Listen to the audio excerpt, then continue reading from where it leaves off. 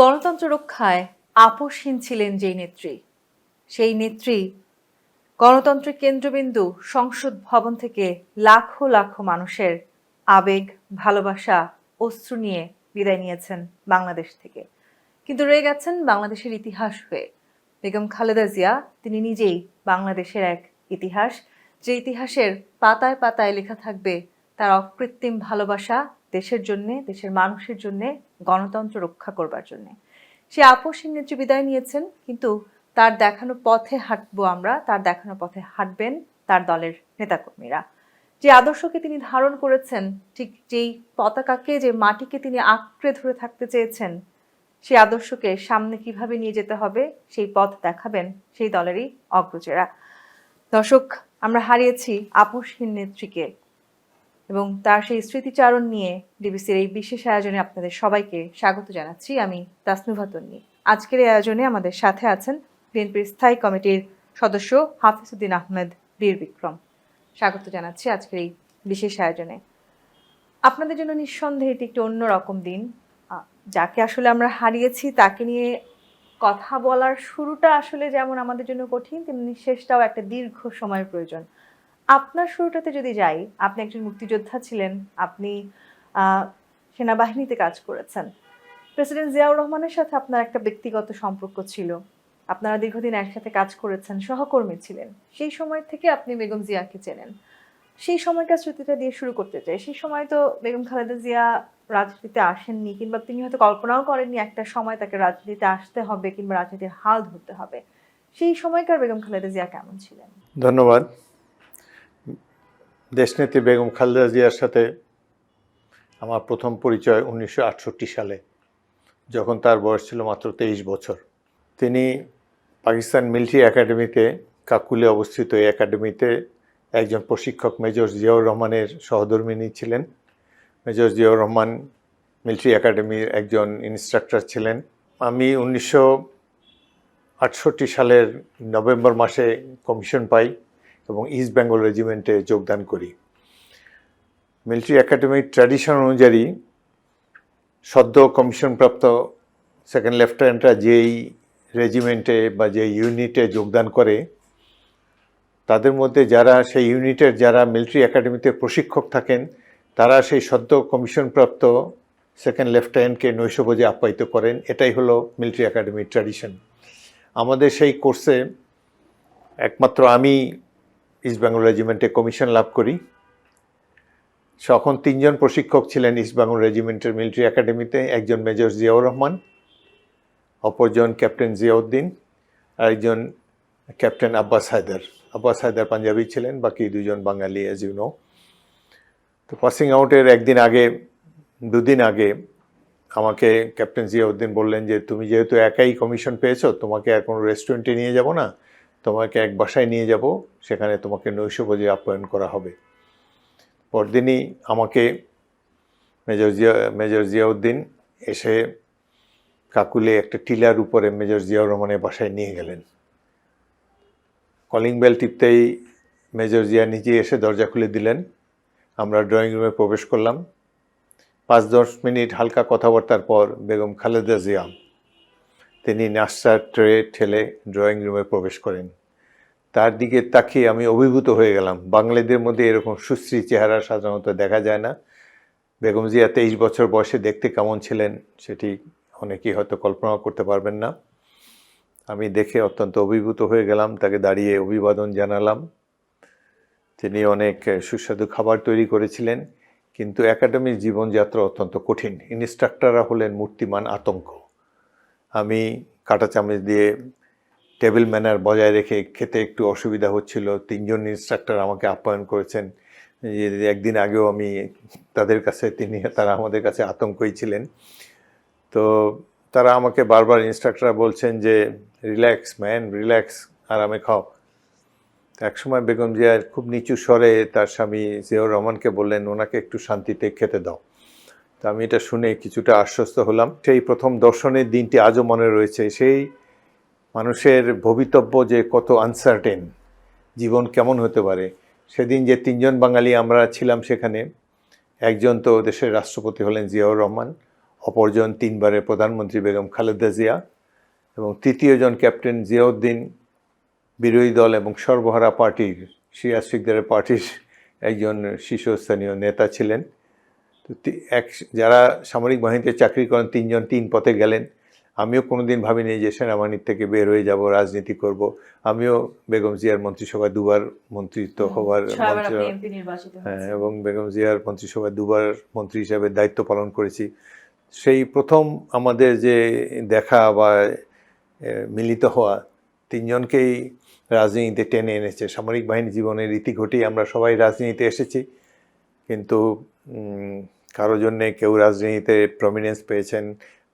শহীদ জিয়াউর রহমান তো স্বাধীনতার ঘোষক এবং বিরল এক ব্যক্তিত্ব, কিন্তু জনপ্রিয়তায় আমার মতে বেগম জিয়া সবাইকেই ছাড়িয়ে গিয়েছে। জি, সেটি আসলে আমরা দেখতে পেলাম যে এই সংসদ ভবনে ওনাকে আসলে বিদায় জানানো হয়েছে। তিনি সারা জীবন গণতন্ত্রের কথা বলেছেন, গণতন্ত্রের জন্য তিনি আপোষহীন থেকেছেন এবং যেই পতাকাকে আসলে তিনি ভালোবেসেছেন, যেই মাটিকে তিনি ভালোবেসেছেন, আঁকড়ে ধরে থাকতে চেয়েছেন, ঠিক সেখানেই তিনি থাকলেন শেষ মুহূর্ত পর্যন্ত। জীবন সায়ান্নের পরেও আসলে তিনি ঠিক সেখানেই আছেন। যেটি আমরা শুনেছি তিনি আসলে একেবারে একজন গৃহিণী ছিলেন এবং গৃহিণী থেকে হঠাৎ করেই তার আসলে এই রাজনীতিতে আসা। তিনি হয়তো নিজেও চিন্তা করেননি কখন তিনি রাজনীতি করবেন। যখন তিনি রাজনীতিতে আসলেন, আপনারা যখন যারা তাকে দীর্ঘদিন ধরে পরিচিত, আপনারা কি তাকে কখনো দেখেছেন তিনি আসলে চিন্তিত ছিলেন কিনা, রাজনীতিতে আসবেন কিনা, কিংবা সেই বিষয়গুলো নিয়ে আপনাদের মধ্যে আলোচনা হয়েছিল কি?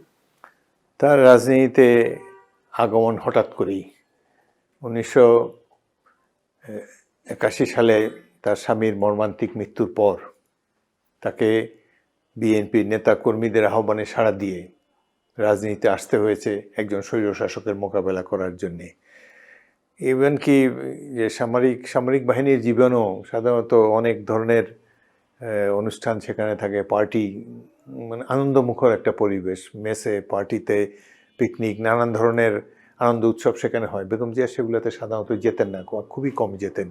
এমনকি জিয়াউর রহমান যখন রাষ্ট্রপতি, তখনও তাকে পাদপ্রদীপের আলোয় দেখা যায়নি।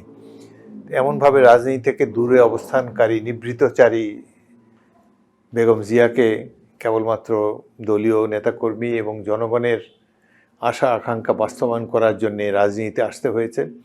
এই রাজনীতিতে তিনি অনেক সংগ্রাম করেছেন, স্বৈরশাসকের বিরুদ্ধে জনগণকে ঐক্যবদ্ধ করেছেন, সকল বিরোধী রাজনৈতিক শক্তিকে তিনি ঐক্যবদ্ধ করে সফল আন্দোলনের মাধ্যমে স্বৈরশাসককে বিতাড়িত করেছেন। দুজন স্বৈরশাসক তার প্রবল প্রতাপে, তার মিলিত শক্তির মিলিত আক্রমণের সামনে পর্যুদস্ত হয়ে ক্ষমতার থেকে সরে যেতে, অপসারিত হতে বাধ্য হয়েছেন। ঐক্যবদ্ধ থাকবার কথা বলছেন, শহীদ প্রেসিডেন্ট জিয়াউর রহমানের মৃত্যুর পর বিএনপির হাল কে ধরবেন সেটি নিয়ে অনেক সমালোচনা হয়েছে, অনেক আলোচনা হয়েছে।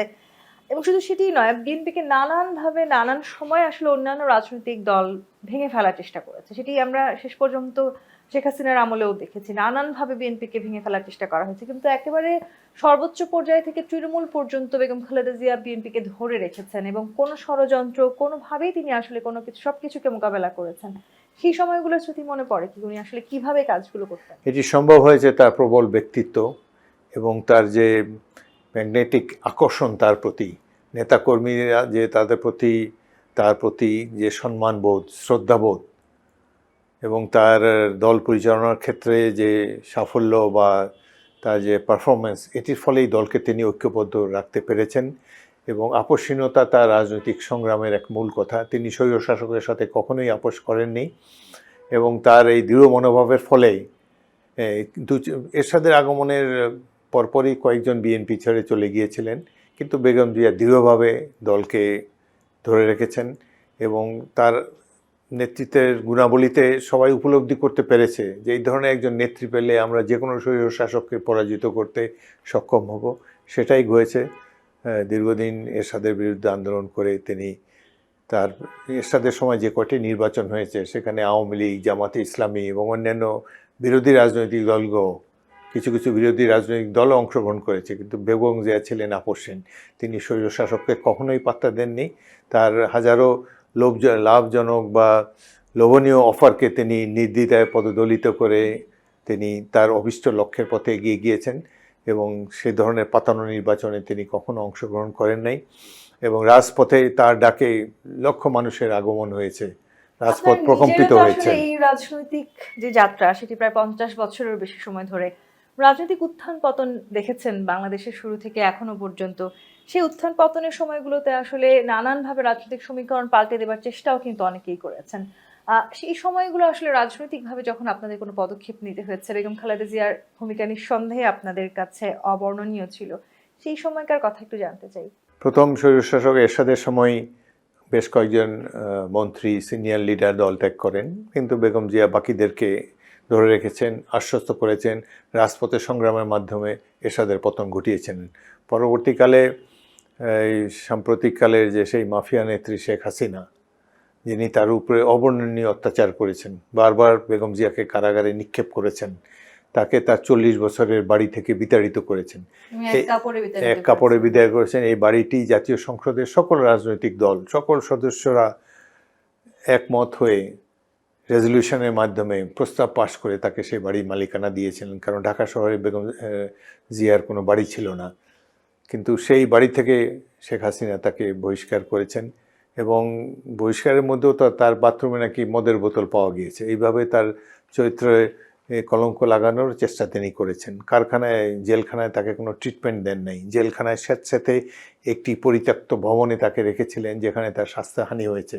অনেকেই সন্দেহ করেন যে সেখানে তার যে খাবার দাবার বা অন্যান্য বিষয়ে তার সাথে যে আচরণ করা হয়েছে, এর কারণে হয়তো তার মৃত্যুকে তিনি ত্বরান্বিত করেছেন শেখ হাসিনা। তো এইভাবে তার স্বামীর মৃত্যুর পর তার ছোট ছেলেটি বিদেশে মারা গেল, মালয়েশিয়াতে। তিনি যখন বিরোধী দলের নেত্রী হিসেবে বন্দী ছিলেন তখন, এবং জ্যেষ্ঠ পুত্র তারেক রহমানকে নির্বাসনে পাঠানো হলো। 17 বছর তিনি নির্বাসনে ছিলেন। এইভাবে স্বামী পুত্রহারা এক মহিলা বাংলাদেশে তার নাতি নাতনি, যে সকল পরিবেশ বৃদ্ধ বয়সে বা পরিণত বয়সে মানুষকে একটু স্বাচ্ছন্দ্য দেয়, পারিবারিক পরিবেশটা থাকে তার, তিনি সেই পরিবেশ থেকেও বঞ্চিত হয়েছেন শেখ হাসিনার কূটকৌশলের কিন্তু কারণে। এরপরেও কিন্তু আমরা বলতে শুনেছি যে তিনি হয়তো স্বজন হারা হয়েছেন, তার সন্তান তার থেকে দূরে আছে, এক সন্তানকে তাকে হারাতেও হয়েছে। তিনি বারবার বলেছেন বাংলাদেশে যারা সাধারণ মানুষ আছেন তারাই আমার স্বজন, তাদেরকে নিয়েই আমার পরিবার, তাদেরকে নিয়েই আমি থাকছি। এই যে গভীর ভালোবাসা এবং সবকিছুকে হারিয়ে একরকম বলা যায় 17 বছর নিজের সন্তানকে ছাড়াও তিনি থেকেছেন, মাত্র 36 বছর বয়সে তিনি বিধবা হয়েছেন। এরপর আসলে নিঃসন্দেহে কিসের টানে তিনি দেশকে এতটা ভালোবেসেছেন, সেই আদর্শের জায়গাটা একটু জানতে চাই আমি। জনগণের সমর্থনই ছিল তার শক্তি।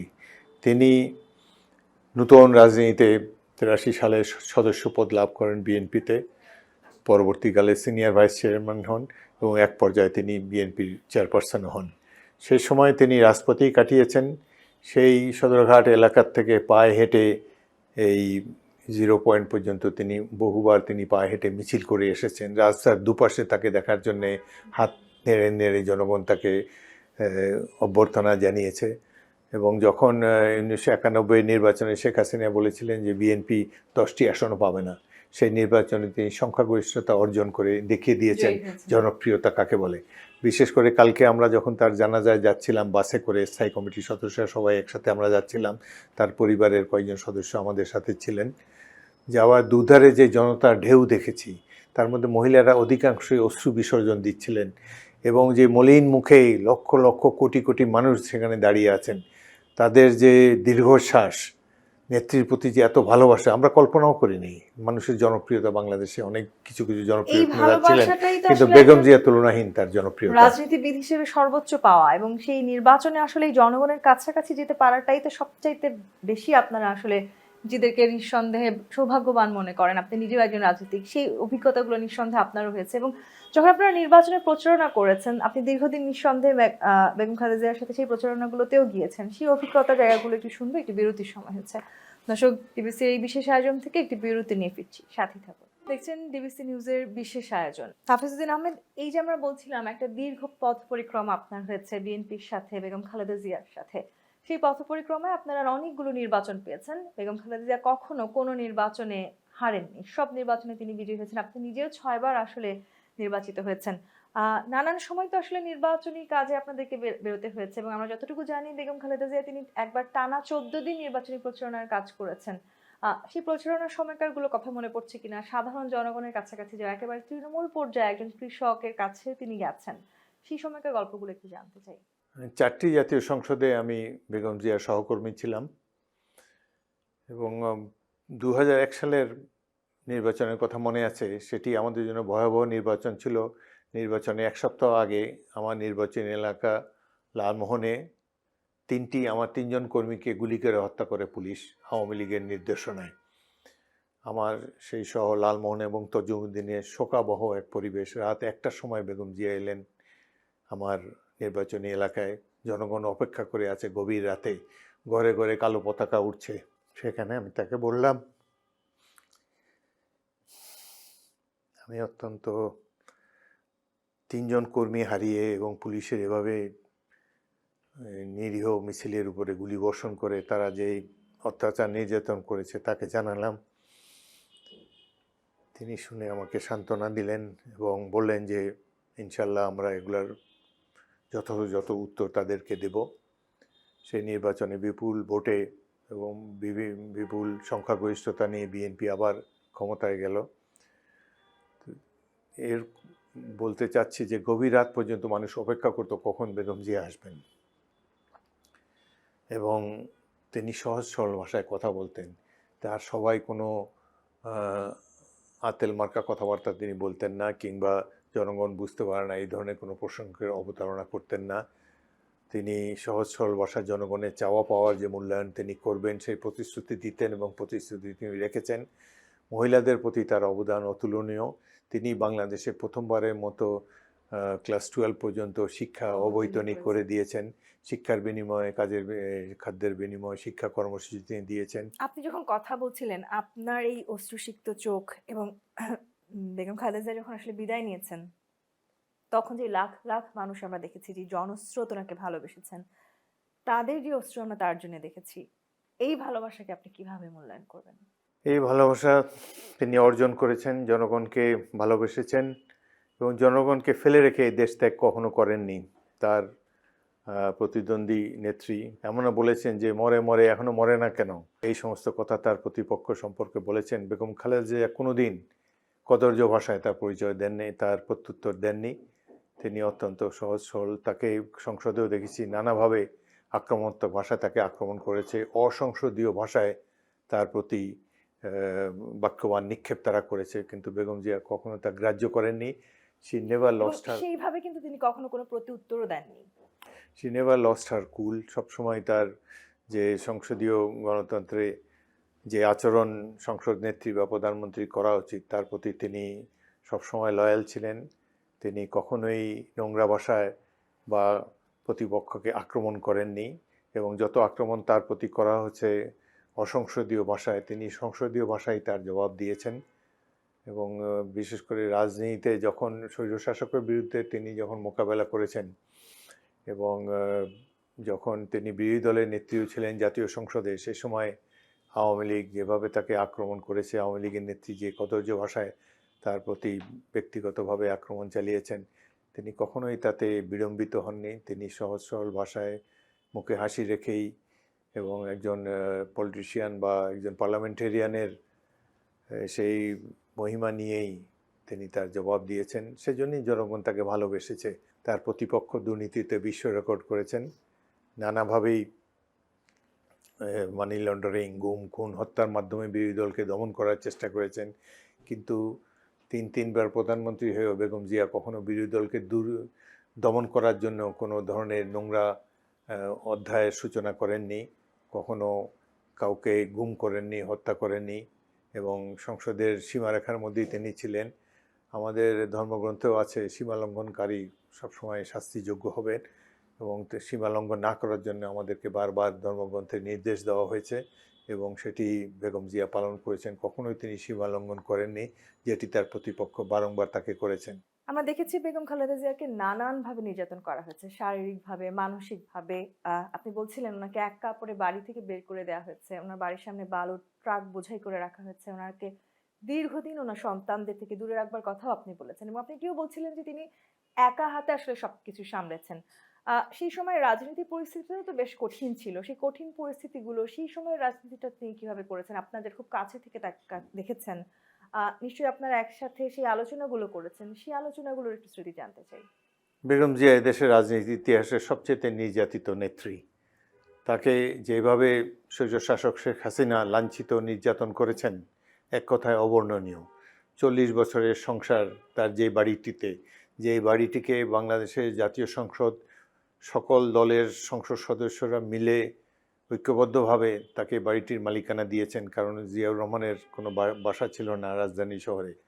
সেই বাড়ি থেকে তাকে এক কাপড়ে বের করে দেওয়া হয়েছে। শুধু বের করে দেওয়া নয়, তার চরিত্র হননের জন্য বাথরুমে একটা মদর বোতল লেখা দেওয়া হয়েছে। জনগণকে ধারণা দেওয়ার চেষ্টা করা হয়েছে যে বেঙ্গল জিয়া মদ খান। তার যে লিভার সিরোসিস হয়েছে এই ব্যাপারেও শেখ হাসিনা বলেছেন যে কী খেলে লিভার সিরোসিস হয় সেটি জনগণকে বুঝতে পারে। তো এই ধরনের একজন প্রতিপক্ষ, এই ধরনের একজন অনির্বাচিত শাসকের হাতে বেগম জিয়াকে অনেক নির্যাতন সহ্য করা হয়েছে। মিথ্যা মামলায় তাকে বারংবার জেলে পাঠানো হয়েছে। জেলে তাকে একটি স্যাঁতস্যাঁতে কারখানা, অস্বাস্থ্যকর পরিবেশে স্যাঁতস্যাঁতে কক্ষে তাকে রাখা হয়েছে। নানাভাবে তার খাদ্যদ্রব্যের মধ্যেও কেউ কেউ বলে যে সেখানে স্লো পয়জনিং তাকে করা হয়েছে। এইভাবে অনেক নির্যাতনে তিনি শিকার হয়েছেন। এই সময়ে তিনি অত্যন্ত অবিচলভাবে ধৈর্যের সাথে এই ধরনের অত্যাচারের মোকাবেলা করেছেন। তার দৃঢ় বিশ্বাস ছিল, মানসিক শক্তি তার প্রবল। তার ধারণা যে তিনি এরশাদের যেভাবে পতন ঘটিয়েছিলেন শেখ হাসিনাকেও একই পথে যেতে হবে, এবং তিনি আমাদেরকে আশ্বস্ত করেছেন যে স্বৈরশাসন বেশি দিন দীর্ঘস্থায়ী হবে না। এবং তিনি যেভাবে জনগণকে ঐক্যবদ্ধ করেছেন স্বৈরশাসনের বিরুদ্ধে, যেভাবে রাজপথে তার আহ্বানে জনতার ঢল নেমেছে, আমরাও আশান্বিত ছিলাম যে অতি অল্প সময়ের মধ্যেই তার পতন হবে। কথা বলছিলেন, তিনি একটা অন্যরকম ব্যক্তিত্বের মানুষ ছিলেন এবং প্রধানমন্ত্রী হিসেবে আসলে আমরা সেই ব্যক্তিত্বটা দেখবার চেষ্টা করেছি। রাজনৈতিকভাবে তো আসলে অনেক কঠিন কঠিন সিদ্ধান্ত আপনাদেরকে নিতে হয়েছে, দেশের স্বার্থে সিদ্ধান্ত নিতে হয়েছে, নানানভাবে কূটনৈতিকদের সাথে পছন্দের বাইরে গিয়েও হয়তো সিদ্ধান্ত নিতে হচ্ছে। সেই সময় গল্পগুলো একটু জানতে চাই। একটি এক্সাম্পল দেই, আমি পানি সম্পদ মন্ত্রী ছিলাম। ভারতের সাথে আমাদের দীর্ঘদিনের সম্পন্ন সমস্যা রয়েছে অভিন্ন নদীর পানি বন্টনে। ভারত সবসময় তাদের যে সব কমন রিভার আমাদের ভারতের মধ্যে দিয়ে প্রবাহিত, প্রত্যেকটি নদীকে অসংখ্য বাঁধ নির্মাণ করে তারা পানি প্রত্যাহার করে নেয়, ফলে বাংলাদেশের কৃষক তার পানি পায় না। আমরা ভাটিতে অবস্থিত, সেই জন্য তাদের পানি তারা অন্যায়ভাবে নিয়ে যায়, এবং বাংলাদেশের বিস্তীর্ণ অঞ্চলে মরুকরণ শুরু হয়ে গিয়েছে তাদের এই পানি প্রত্যাহার করার ফলে।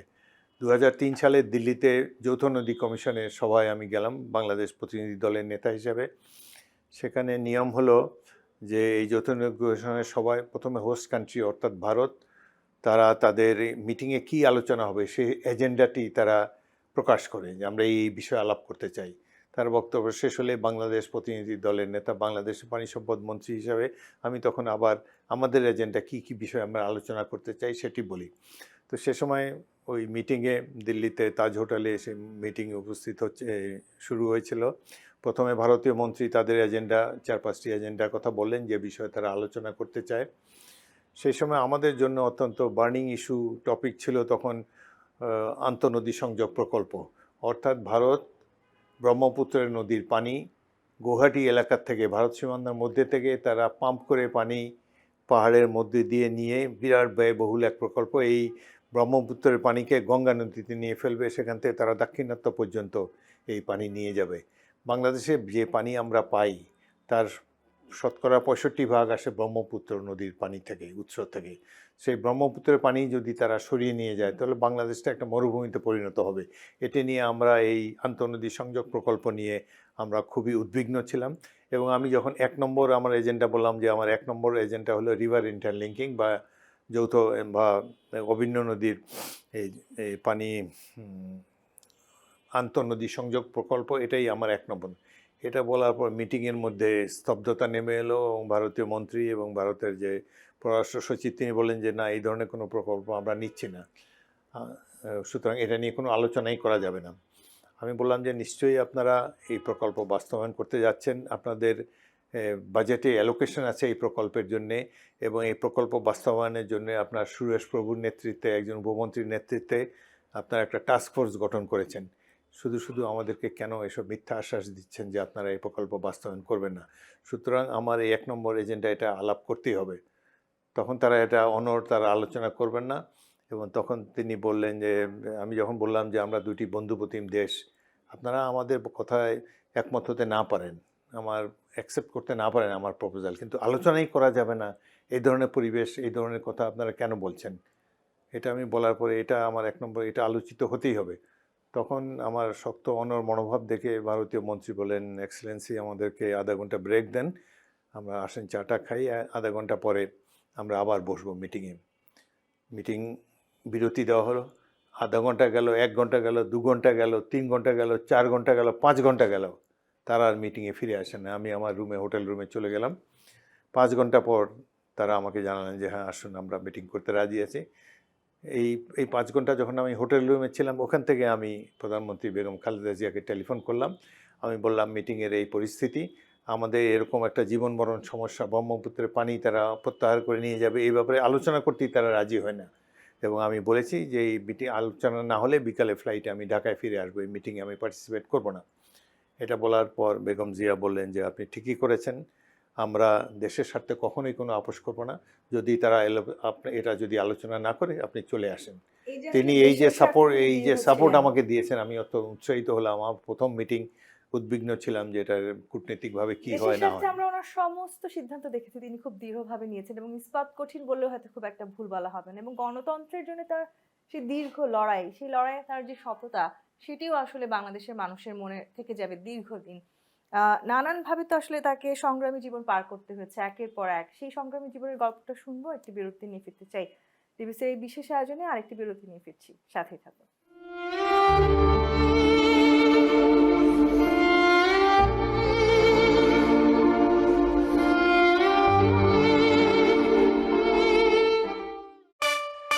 Brought to you by Walton Smart Freeze. প্রাকৃতিক গুণে ভরা বিউটিনা ফেস ওয়াশ, যা ত্বককে গভীর থেকে পরিষ্কার করে স্কিন টোনকে করে লাইট এবং ব্রাইট। বিউটিনা face wash.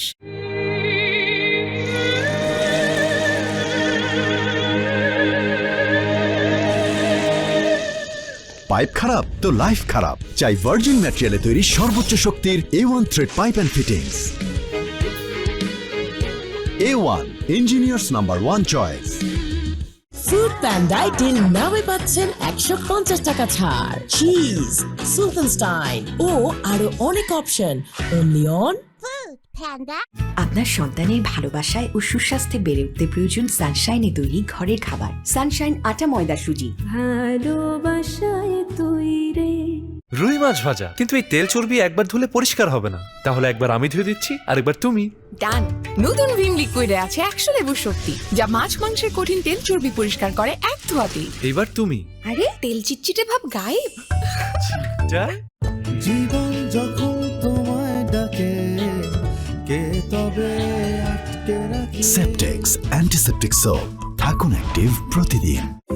Dutch Bangla bank CRM এর মাধ্যমে যে কোনো অ্যাকাউন্টে টাকা জমা দিন একদম ফ্রিতে। সিআরএম মেশিনের স্ক্রিনে থাকা কার্ডলেস ডিপোজিটে যান, অ্যাকাউন্ট টাইপ সিলেক্ট করুন, আপনার এনআইডি ও মোবাইল নাম্বার লিখুন। মোবাইলে আসা ওটিপি দিন, 13 সংখ্যার অ্যাকাউন্ট নাম্বার লিখুন, জমাকৃত হিসাবের বিবরণ মিলিয়ে সিআরএম ট্রেতে টাকা রাখুন। টাকার পরিমাণ নিশ্চিত করলেই জমা সম্পূর্ণ হবে। সাথে সাথে মোবাইলে পেয়ে যাবেন confirmation SMS। Dutch Bangla bank, আপনার বিশ্বস্ত সহযোগী। আমি কেন রিভাইভ ময়শ্চারাইজিং লোশন ইউজ করি? 1, খুবই লাইট। 2, দারুণ ফ্রেগ্রেন্স। 3, নো তেলতেলে ভাব। 4, ত্বকে ময়শ্চার থাকে লকড। স্কিনটাকে রিভাইভ করো। আমি এই চেয়ারে বসবো না। বাচ্চু ভাই, এই চেয়ারকে ভয় পেও না। ডেন্টিস্টের পরামর্শ নাও নতুন কোলগেট অ্যাক্টিভ সোল, যা দাঁতের সমস্যা শুরু হওয়া মাত্রই থামিয়ে দেয়। না থাকবে ব্যথা, না থাকবে ভয়। জীবন যখন তোমায় ডাকে, কে তবে আটকে রাখে? সেপটেক্স অ্যান্টিসেপটিক সোপ, থাকুন অ্যাক্টিভ প্রতিদিন। Savlon Twinkle Baby Pen Diaper, Wetness Indicator সহ কটনি সফট ডায়াপার, UV রশ্মিতে জীবাণুমুক্ত সুগন্ধিযুক্ত টুইঙ্কেল ডায়াপার। ফ্যান্টাস্টিক 4 ফিচার সহ এলো Savlon twinkle baby pan diaper, যা সোনামণিকে রাখে স্বস্তিতে। শুরুটা হোক যত্নে। ভুলভাল পরামর্শে পাইপ খারাপ তো লাইফ খারাপ, একটা ইম্পর্টেন্ট ডিসিশন। ইঞ্জিনিয়ার কি বলে শোন।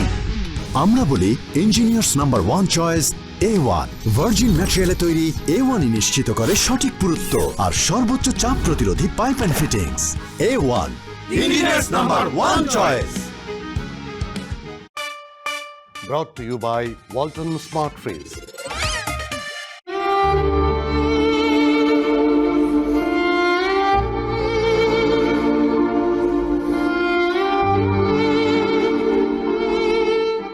ডিবিসি নিউজের বিশেষ আয়োজনে আরও একবার স্বাগত জানাচ্ছি। আজকের এই বিশেষ আয়োজনে আমাদের সাথে আছেন বিএনপি স্থায়ী কমিটির সদস্য হাফিজউদ্দিন আহমেদ বীর বিক্রম। যে জায়গাটিতে আমরা ছিলাম, দেশের স্বার্থে তাকে আমরা ইস্পাত কঠিন দৃঢ়তার সাথে সকল সিদ্ধান্ত নিতে দেখেছি এবং গণতন্ত্রের ক্ষেত্রে তিনি কখনোই কারোর সাথেই আপোষ করেননি। কিন্তু তার যে দীর্ঘ সংগ্রামী জীবন, 43 বছরের সেই রাজনৈতিক জীবন, পুরো জীবনটা জুড়েই আসলে তাকে সংগ্রাম করতে হয়েছে। নানান বন্ধুর পথ ওনাকে পাড়ি দিতে হয়েছে। একটু যদি ওনার মামলাগুলোর দিকে ফিরে তাকাই আমরা, সেখানে বেশিরভাগ মামলায়, প্রায় সবগুলো মামলায় আসলে আমরা যদি বলি রাজনৈতিক কারণে দেওয়া এবং মিথ্যে মামলা। সেই সময় আমরা দেখেছি তাকে পায়ে হেঁটে তিনি গিয়েছেন, কিন্তু আইনের প্রতি তিনি শ্রদ্ধাশীল ছিলেন। সেই সময়কার কথা বলে একটু জানতে চাই। তাকে অনেকবারই মিথ্যা মামলায় হয়রানি করা হয়েছে। জিয়া অরফানেজ মামলায় তার নামে মিথ্যা অভিযোগ দেওয়া হয়েছে যে তিনি টাকা আত্মসাৎ করেছেন, অথচ ওই টাকা তিনি খরচ করেননি। ওই টাকা ফিক্সড ডিপোজিট রাখা ছিল, ওই টাকা 3 গুণ বৃদ্ধি পেয়েছে। তারপরেও শেখ হাসিনা তাকে এই মিথ্যা মামলায় জড়িত করা হয়েছে, যেখানে তিনি সম্পূর্ণ নিরপরাধ ছিলেন। তাকে বারংবার এইভাবে মিথ্যা মামলা দেওয়া হয়েছে। এমনকি একবার দেশের মধ্যেও তাকে নানাভাবে হয়রানি করা হয়েছে। একবার পিরোজপুরে একটি সভায় যোগদান করার জন্য সড়ক পথে যাচ্ছিলাম আমরা, আমি তার সফরসঙ্গী ছিলাম। ঢাকা থেকে রওনা হওয়ার পর যখন মাওয়া এলাকাতে গেলাম, সেখানে দেখা হলো যে মাওয়ার পদ্মা নদী ক্রস করতে হলে যে ফেরিটা থাকে, সেই ফেরিটাকে সরিয়ে নেওয়া হয়েছে। একটু আগে সবসময় যাত্রীরা পারাপার হয়েছে, ওখানে ফেরি ছিল। জাস্ট বেগম জিয়া যাতে নদী পার হতে না পারেন গাড়ি বহন নিয়ে, সেই জন্য ফেরি সরিয়ে দিয়েছে। আমরা 2-3 ঘন্টা এখানে অপেক্ষা করলাম, কোনো ফেরি পাওয়া গেল না। তারপর ফিরে এসে আবার এই আরিচা দিয়ে যাবার চেষ্টা করলাম, যাতে করে ওই দিন আমরা মিটিংয়ে অংশগ্রহণ করতে পারিনি। পথের মধ্যে ফরিদপুর এলাকার এক সন্ত্রাসী সেখানে গুলি বর্ষণ করে। তারপরও বেগম জিয়া অবিচলিত ছিলেন, তিনি বলেছেন যে না, আমি মিটিং স্থলে যাবই। এবং আমরা মিটিংয়ের সময় পার হয়ে গেলেও রাত্রের নাগাদ আমরা পিরোজপুরে পৌঁছলাম। এইভাবে দেশের অভ্যন্তরেও তার প্রতি গুলি বর্ষণ করা হয়েছে। এখানে কাওরান বাজারে নির্বাচনী প্রচারণাকালে তার উপর গুলি বর্ষণ করা হয়েছে। এই আচরণের তিনি কোনো জবাব যখন ক্ষমতায় ছিলেন তখন তো বিরোধী দলকে দেননি। একটি উদাহরণ দিতে চাই। 91 সালে নির্বাচনে বিজয়ের পর বেগম জিয়া প্রধানমন্ত্রী হলেন। তারপরে প্রথম অধিবেশন যখন শুরু হলো জাতীয় সংসদের, প্রথম অধিবেশনে একদিন কি 2 দিন পরেই ভয়ঙ্কর এক প্রলয়ঙ্করী ঝড় বাংলাদেশে হয়। চট্টগ্রাম, ভোলা, খুলনা উপকূলীয় অঞ্চলে অত্যন্ত ব্যাপক ধ্বংসলীলা ছড়িয়ে পড়ে। কিন্তু বেগম জিয়া সেই সংসদ ভবনে বসেই নিজেই সব প্রণোদিত হয়ে একটা সিদ্ধান্ত নিলেন যে বিরোধী দলের নেত্রীরা এত কথা বলে, বিরোধী দলের নেত্রীকে একটা হেলিকপ্টার দেওয়া হোক, যেটাতে করে তিনি বিরোধী দলের নেত্রী হিসাবেই হেলিকপ্টারে করে তিনি উপকূলীয় এলাকা পরিদর্শন করতে পারেন, কি কি ধ্বংসযজ্ঞ হয়েছে দেখার জন্যে। পরের দিন হেলিকপ্টারে শেখ হাসিনার সাথে আমি এবং আমাদের স্পিকার আব্দুর রাজ্জাক সাহেব আমরা গেলাম। এই কথাটি আমি এই জন্যই টেনে আনলাম, যদি সেদিন প্রধানমন্ত্রী শেখ হাসিনা হতেন এবং বিরোধী দলের নেত্রী খালেদা জিয়া হতেন, তিনি কি বেগম জিয়াকে হেলিকপ্টার দিতেন যে যান আপনি ক্ষতিগ্রস্ত এলাকা ঘুরে দেখে আসেন? সুতরাং প্রতিহিংসার রাজনীতি কখনই করেনি। উদার তার মনা, বিরোধী দলের নেত্রীকেও সম্মান দিয়েছেন। তার বিনিময়ে তিনি কোনো সম্মান পাননি। তিনি পেয়েছেন মিথ্যা মামলা, পথে ঘাটে তার উপরে আক্রমণ, তার উপরে গুলি বর্ষণ করা এবং মিথ্যা জেলখানায় তাকে নির্যাতন করা। এই হলো তার রাজনৈতিক জীবন। বাংলাদেশের মানুষ ওনাকে দিয়েছে, যে সম্মান বাংলাদেশের মানুষ ওনাকে দিয়েছে, আমি জানি না সেই সম্মান কে কবে শেষবার পেয়েছে, সেটি বিরল ঘটনা। এই যে তিনি ব্যক্তিত্ব ধারণ করেছেন, তাকে আপনি বলছিলেন বেশ স্বল্পভাষী এবং প্রয়োজনের তুলনায় খুব বেশি কথা হয়তো তিনি বলতেন না। রাজনীতি করবার জন্য আসলে এই ব্যক্তিত্ব ওনাকে কতখানি সহায়তা করেছে, যেহেতু তাকে আসলে বিভিন্ন ধরনের রাজনৈতিক নেতাকর্মীদেরকে নিয়ে পথ চলতে হয়েছে, রাজনৈতিক এই পথযাত্রায় আপনাদের সাথে অন্যান্য রাজনৈতিক দলগুলো যুক্ত হয়েছে, সেই যাত্রাটা কেমন ছিল? তার চরিত্র এবং ব্যক্তিত্ব এমনই আকর্ষণীয় ছিল, সব রাজনৈতিক দলের নেতারা ন্যাচারালি কনভিন্সড হয়ে তার সাথে যোগ দিতেন। এমন সকল রাজনৈতিক দলকে তিনি তার ছত্রছায়ায় নিয়েছেন, সবাইকে সম্মানও দিয়েছেন। ক্ষমতা যাওয়ার পর জামাত ইসলামের মতো একটা দল যারা স্বাধীনতা যুদ্ধে বিরোধিতা করেছে, তাদেরকেও তিনি মন্ত্রিসভায় নিয়েছেন। যেহেতু মিলিতভাবে সংগ্রাম করেছি আমরা স্বৈরাচারের বিরুদ্ধে, সে কারণে তিনি তাদেরকেও তাদের উপযুক্ত হিস্সা বা সম্মান তিনি দিয়েছেন। এবং সকল রাজনৈতিক দলকে কনভিন্স করার একটা ম্যাগনেটিক তার ক্যারেক্টারিস্টিক ছিল, তার ব্যক্তিত্বই ছিল এমন, পার্সোনালিটি এমন যে সবাই এসে তার সামনে, তিনি জাতির একমাত্র অভিভাবক ছিলেন। এখন সবাইকে তিনি কনভিন্স করতে পারতেন, সকলের অসীম আস্থা ছিল তার উপরে। তিনি যে কথা দিতেন সেই কথা তিনি রাখতেন, এর প্রমাণ আমরা বহুবার পেয়েছি। যেই কারণে তিনি বিরোধী দলের নেত্রী হিসাবে কিংবা সরকার প্রধান হিসাবেও অত্যন্ত সফল ছিলেন এবং এই দেশের সাধারণ মানুষ তার এই চরিত্রের এই বিশেষ দিকটি তারা পর্যবেক্ষণ করেই তাকে শ্রদ্ধার আসনে বসিয়েছে, যে জন্যই তার জানা যায় যে জনতার ঢল নেমেছে, তাকে প্রাণ ঢালা অভিনন্দন দিয়েছে। তার বিদায় যে যাত্রা, তাকে যে বিদায় জানিয়েছে অশ্রু সজল চোখে এই দেশের কোটি মানুষ, এটি বাংলাদেশের ইতিহাসে এক বিরল অধ্যায়। নিশ্চয়ই। এই যে অভিভাবকের কথা বলছিলেন আপনি, নিঃসন্দেহে তিনি বাংলাদেশের জন্য এক রাজনৈতিক মহীরুহে পরিণত হয়েছিলেন। বিএনপি অভিভাবক শূন্য হয়েছে, সে সাথে বাংলাদেশের রাজনীতি অভিভাবক শূন্য হয়েছে। 24-এর গণঅভ্যুত্থানের পরবর্তী সময়টার দিকে যদি আমি তাকাই, এই সময়টাতে বেগম খালেদা জিয়া খুব ভীষণ প্রয়োজন ছিল বাংলাদেশে। সেই অভাবটা আসলে আমরা কিভাবে পূরণ করব? এই অভাব অপূরণীয়। এই সময় তার খুবই থাকার প্রয়োজন ছিল। বারংবার নির্বাচনে অতুলনীয় বিজয়ের অধিকারী যিনি, তিনি মনোনয়নপত্র জমা দিয়েও নির্বাচন করতে পারলেন না। এটি আমাদের জন্য এক দুঃসহ বেদনাদায়ক অভিজ্ঞতা। যাই হোক, এটিকে মেনে নিতে হবে। তার অবর্তমানেই বিএনপি চলবে। তার পুত্র তারেক রহমান, আশা করি তিনি তার পিতা এবং মাতার লিগেসি বহন করতে পারবেন সফলভাবেই। এবং বাংলাদেশের জনগণ যে বহুদলীয় গণতন্ত্র এবং বাংলাদেশি জাতীয়বাদের প্রবক্তা ছিলেন শহীদ রাষ্ট্রপতি জিয়াউর রহমান, তার যে নির্দেশিত পথেই বিএনপি চলবে এবং জনগণকে ঐক্যবদ্ধ রেখে। এখনকার সংগ্রাম হলো সমৃদ্ধির সংগ্রাম। গত 17 বছর জনগণ ভোট দিতে পারে নাই। 12ই ফেব্রুয়ারি তারিখে একটি নির্বাচন অনুষ্ঠিত হবে। আশা করি একটি সুষ্ঠু নিরপেক্ষ নির্বাচন সেখানে হবে এবং বাংলাদেশি জাতীয়তাবাদের প্রতিস্ফুরণ সেখানে, এবং বেগম খালেদা জিয়ার নির্দেশিত পথেই বিএনপি চলবে। এবং আমরা আশা করি যে বাংলাদেশ জাতীয়তাবাদী দলকে যদি জনগণ দায়িত্ব দেয় রাষ্ট্র পরিচালনায়, তাহলে আমরা বেগম জিয়ার স্মৃতির প্রতি শ্রদ্ধা জানাবার জন্যে তার সুন্দর যে রাজনীতি, গঠনমূলক রাজনীতি, সমৃদ্ধি, অর্থনৈতিক মুক্তি অর্জনের যে রাজনীতি বেগম জিয়া আমাদেরকে দেখিয়ে গিয়েছেন, সেই প্রদর্শিত পথেই বিএনপি চলবে বলে আমরা আশা রাখি। জি, আমরা একেবারে শেষ পর্যায়ে চলে এসেছি। বেগম খালেদা জিয়ার সাথে আপনার এই যে দীর্ঘ পথ চলা, সেই পথ চলা এই মুহূর্তে আপনার আসলে কোনো স্মৃতি তার কথা মনে পড়ছে কিনা, সেই স্মৃতি বা সেই গল্প দিয়ে আমরা অনুষ্ঠান শেষ করতে চাই। তিনি শেষ দিকে অত্যন্ত অসুস্থ ছিলেন। কেবলমাত্র ঈদের সময় আমরা স্থায়ী কমিটির সদস্যরা তার সাথে দেখা করতে যেতাম, কারণ অধিকাংশ সময় তিনি হাসপাতালে ছিলেন। সর্বশেষ ঈদের পর দিন আমরা যখন তার বাসায় গেলাম, তখন তিনি অসুস্থ হলেও সবাই খোঁজ খবর রাখতেন। বিশেষ করে আমি তার প্রতি খুবই কৃতজ্ঞ। সেই যে 23 বছর বয়সে তার সাথে পরিচয়, সেকেন্ড লেফটেন্যান্ট হিসাবে যুদ্ধের সময় শহীদ রাষ্ট্রপতি জিয়াউর রহমানের অধীনস্থ একজন সেনা কমান্ডার ছিলাম এবং যুদ্ধে অনেকবার নিশ্চিত মৃত্যুর হাত থেকে বেঁচেছি। এসব জিয়াউর রহমান তার স্ত্রীর সাথে বলেছেন, যে কারণে তিনি আমার প্রতি খুবই আমাকে স্নেহ করতেন এবং আমাকে সম্মানও করতেন। আমি পায়ের অপারেশনের জন্য ব্যাংককে গিয়েছিলাম। তিনি মহাসচিবকে বলেছেন হাফিজ যেন ব্যাংককে না যায়, হাঁটুর অপারেশন করে খুব বেশি লাভ হয় না। তিনি নিজেও ভুগেছেন। তো এই যখন দেখা করতে গেলাম, সবাই চলে যাওয়ার পর আমি সবার শেষে বের হলাম। তিনি আমাকে জিজ্ঞেস করলেন যে পায়ের অবস্থা কি। আমি বললাম যে মনে হয়তো অপারেশন ভালোই হয়েছে। তিনি খুশি হলেন, বললেন হলে তো ভালোই। এটি আমাকে গভীরভাবে স্পর্শ করেছে। এত ব্যস্ত মানুষ, নিজে অসুস্থ, সেই ক্ষেত্রেও আমার মতো সামান্য মানুষের স্বাস্থ্যের খোঁজখবর তিনি নিয়েছেন। এই জন্য আমি খুবই কৃতজ্ঞ তার কাছে। নিশ্চয়ই। এবং তার যে আদর্শের কথা আসলে আপনি বলছিলেন, যে গল্প আমরা আপনার কাছে শুনলাম, সেই আদর্শ নিঃসন্দেহে আগামী বাংলাদেশের এই নতুন পথ চলায় আলোকবর্তিকা হয়ে থাকবে বাংলাদেশের জন্য এবং বিএনপির জন্য তো বটেই। অসংখ্য ধন্যবাদ জনাব হাফিজুদ্দিন আহমেদ, আজকের এই বিশেষ সময়টাতে আপনি ডিবিসিকে সময় দিয়েছেন, আমাদেরকে সময় দিয়েছেন।